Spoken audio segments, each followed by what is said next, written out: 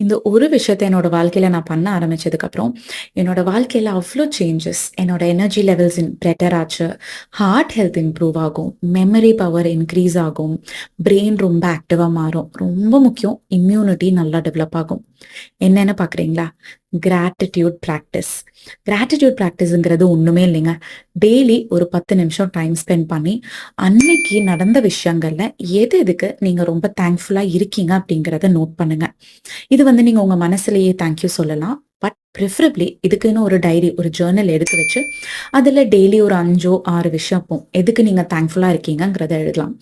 Example, இன்னைக்கு என் குழந்தை என்னைய பார்த்து சிரிச்சாங்க. ஸோ அதுக்கு நான் தேங்க்ஃபுல்லா இருக்கேன்.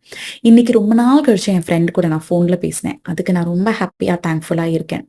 ஸோ இந்த மாரி நம்ம ஜென்யூனா ஒரு நாளும் கிராட்டிட்யூட் ஃபீல் பண்றப்போ, அது நம்மளோட மனசுக்கு மட்டும் இல்ல, நம்மளோட பிசிக்கல் ஹெல்த்துக்குமே ரொம்பவே நல்லது. ட்ரை பண்ணி பாருங்க.